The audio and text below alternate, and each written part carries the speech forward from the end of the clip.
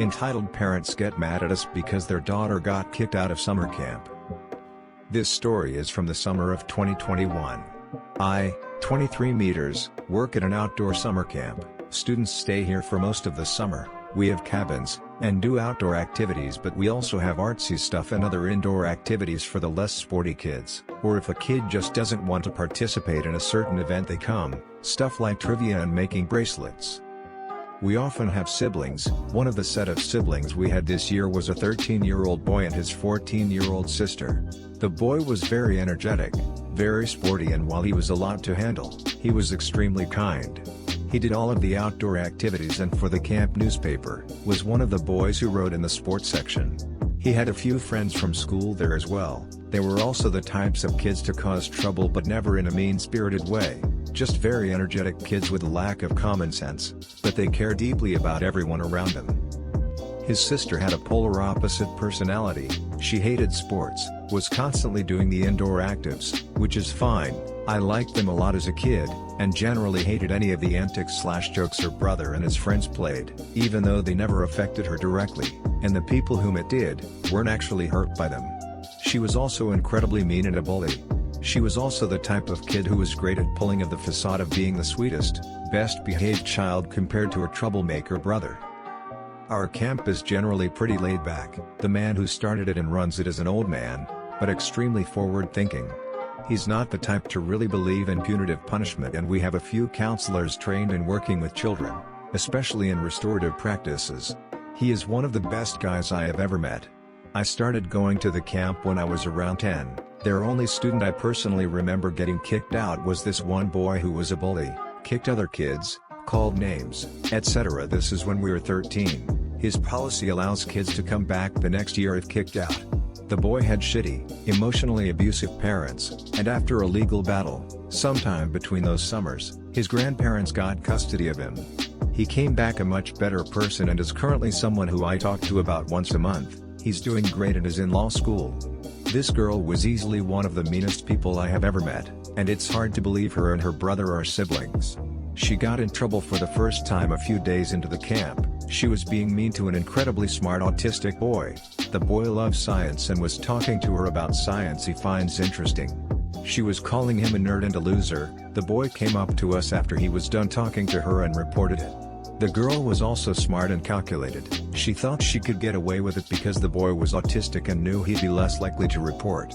One of her brother's friends from school basically told me that she was extremely good at manipulating teachers and got away with bullying frequently because of it. He also said that she absolutely loathed her brother and saw him as stupid and annoying. A few days later, the girl was in trouble again. This time for bullying her brother and his friends for their platonic intimacy. They told each other they loved each other, cuddled and even kissed. The boys have such a close bond. There were only a few times I didn't see them together. She was going around calling them gay and the F-slur to different kids. She then was gossiping about them with a boy she didn't know was gay. He reported it. There were a few other instances, including mocking a boy who was 14 and just became a teen dad, talking about how he missed his son. But the final straw was when she was mocking her brother for having a crush on a girl, who happened to be trans. She definitely was cis-passing if she needed to be, but our camp has always been very accepting of LGBT people and she chose to be openly trans. It was obvious that he had a crush on her when I was overlooking them at dinner and he invited her to their table and was blushing when talking to her.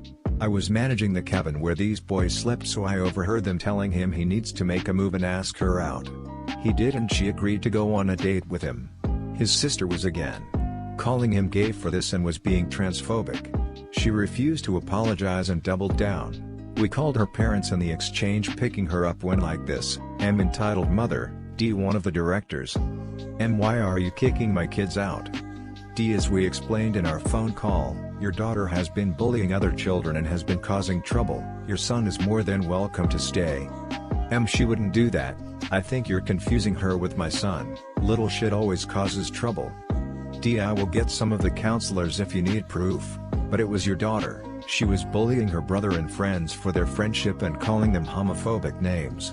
Your son for a crush and a guy for being a teen dad. M, my daughter wouldn't do that. One of her best friends is a gay guy, and maybe the guy shouldn't have been sleeping around. D, one of your son's friends also said she calls him stupid and annoying. She was ruthlessly mean to your son. Did she lie?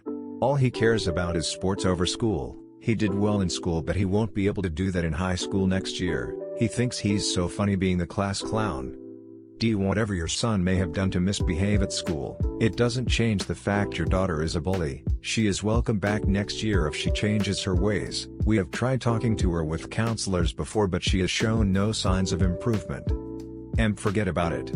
Come on. Daughter's name, I'm sorry, son's name, was being an ass. As she leaves, she says she's going to leave a bad review and file a lawsuit for discrimination. The next day, her father calls the camp and tries to shame the counselors, talking about how great his daughter is and how we plotted against her. When mentioned her calling him gay, he said we'd love our child no less if he was gay. We have a gay nephew his age who's funny and kind and whose boyfriend is great. He says she'd never bully her. He also questioned why a girl would agree to go out with him. My heart just goes out to her son. It's very clear which child is the golden child. The mom and dad were both entitled parents who saw their daughter as angelic and their son as horrible because he's a bit of a troublemaker. He's so sweet though. He kept mentioning about how he wanted to be a sports journalist when he grows up. Registration for the camp started mid-last month and he's already signed up. His sister isn't. I honestly wonder if they just want to get rid of him for the summer though. Crazy liar dad finds out where I live and attempt to give my apartment to his random friends without my knowledge. So this is long. I have a TLDR at the bottom, lol. To add some context, I'm F25. My parents are so crazy to the point to where me and the majority of my family had to cut them off. For me personally, my dad completely, and my mom calls on occasion. My mom also tries to overstep, such as inviting him to family events he's specifically not invited to. The reason is he tries to steer every conversation and attempts to talk about himself. People usually don't care or want to hear them. He argues with people, threaten their lives, and she purposefully does these things knowing they'll cause an argument and she gets joy out of it. So needless to say, sane people don't want these issues in their lives. My dad is delusional and narcissistic to the point to where he thinks he's famous, and claims everyone runs up to him for pictures and says he's famous and someone he knows is making a movie about him. Lies about it obviously, because no one has ever seen this and it's a running joke. People laugh at him. He thinks it's with him, not at him. He's lost all of his friends due to his poor behavior, such as arguments, belittling, non-stop phone calls. But to the story of his lies and delusions. I have an apartment and I didn't give him my address. BC, we aren't on speaking terms and threatened my life because I wouldn't give him my personal info so he could take out loans in my name. Like, that's an obvious no. Also, I didn't grow up with him, so I barely know him. He has apparently told people he has an apartment mine that he lets his daughter live in. This is what I've been told. He likes to pretend to be a big shot. So I guess he told some people who needed a place to live they could stay at his spare apartment. He got my address from a family member, I assume my mom, due to the fact that no one I know speaks to him. One day I get a call from my apartment building manager saying there are some people at the gate saying they're here to move into your unit. Is this correct? I was just as confused as she seemed, as well as the people he sent to live at my place. He somehow thinks it's his place. Mind you, it's my place. I pay the bills, and I didn't even know he knew my address. So I go out to meet these said guests as there was much confusion. These three people, three random sketchy older looking men. Side note, I would at most let a friend stay a few nights if needed, not random strange men. I ask what's going on? My building manager stayed BC. She wanted to know what's going on and wanted to help sort it out, and she would also know who's moving in and out. BC, she's in charge of leasing and the building isn't that big. We all know each other. The three men proceed to tell me they're moving in their place. We're here for the keys. You're his daughter, right? He said you'd be out by the time we got here and keys would be at the front desk. We all looked and I said, do you see a front desk? I asked to see what was the address. We thought maybe wrong address. Nope, my address. So the guy said your dad said he kicked out cause he said you're freeloading and he had you leave the keys at the non-existent front desk. By this time all five of us were confused, but they had my address. I said he doesn't even have my address, so I don't know how he got it. By this time they're trying to call him to sort it out. He's not answering at the moment.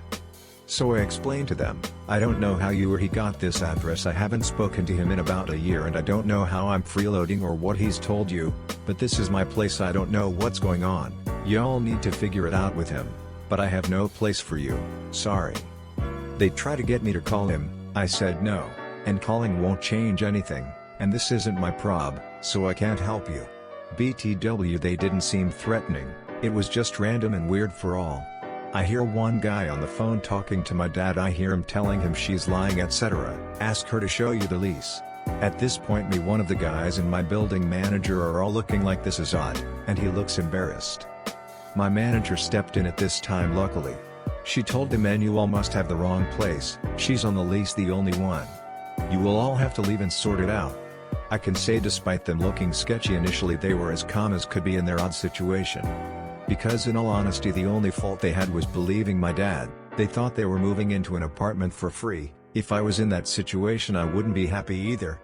After apologizing and before leaving, I heard one of them saying, I knew something was up, he always lying. I asked, what did he tell you?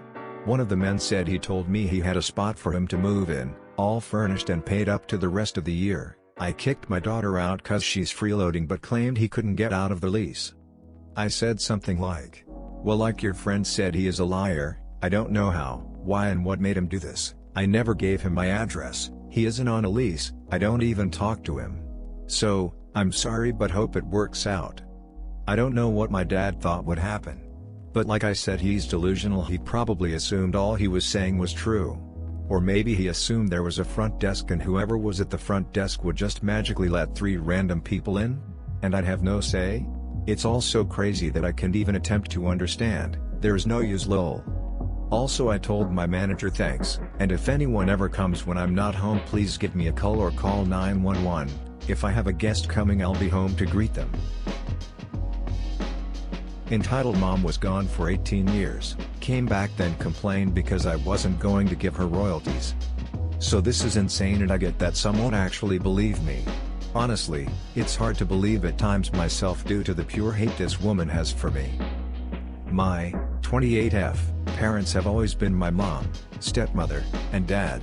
They didn't tell me about, let's say, Karen, not her real name, being my birth mother. She left my dad and I for another man. Honestly, after everything happened, I know why. My birth mother is a horrible, lying manipulator. My mom tried to adopt me so that I wouldn't get caught up in the senseless feud, but she refused to give over parental rights, even though she left when I was 5 months old and didn't dare try to contact me. My 18th birthday rolls around and I get this message from her. I didn't know who it was and I asked my parents.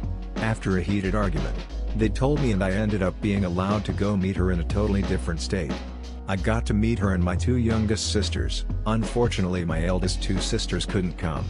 The first thing she said upon meeting me was, "You look like your grandma." I hated her. That started off a roller coaster of 6 years. I found out that she told everyone I died when I was a baby. That she told my sisters some pretty horrible things that weren't true about my character. Convinced my great-grandma who had Alzheimer's that I stole money from her. She also went as far as claiming she never wanted me and I shouldn't have existed.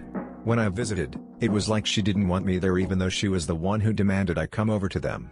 There's so many more things she did. A huge one was stealing things that were meant for me that my late uncle left for me. Well, I decided that I'd pray for her and just hope she'd find happiness in her life so that she didn't do this anymore. I blocked her from my Facebook. I don't have a Facebook anymore. Everything. She didn't exist anymore in my book. Jump forward to last year. I've been working on writing this novel for the longest time. Fantasy novel I've been planning out for now over a decade, and I'm finally making good progress on it. I do talk to some of the elders in the family. That side is a huge Arab Greek Orthodox family hell-bent on keeping the family together, and they accepted me and wanted me around, and a few cousins who I thought didn't talk to her. The elders do have her on Facebook, but they don't really talk to her and have made a promise they won't tell her about me. Anyways, my cousin told her that I was writing a book and that I was dead set on either sending it into publishers or publishing it myself by the end of 2022. She said, "Oh really? That's interesting." My cousin, who's never actually thought shit through, told Karen thinking it wouldn't harm anything. He came to me and said that he may have made a mistake and to be careful about responding to her. The next day I received a message from my sister that I should unblock Karen because something bad happened. Not really connecting the two, I unblocked her. She messaged me stating, "Well, since you stole grandma's money, I'm going to sue you for every penny you get from that book." Karen, you do need proof about that accusation. I didn't steal anything. To be honest, I don't know where you got the idea from, but I wouldn't do that. I was taught better than that. Yes, you did, and I will make sure to get that back. Karen, she's passed away. I have nothing to do with great-grandma's missing money if there is any. Plus, how will you sue me for a book I've yet to publish that'll be under a pseudonym anyways?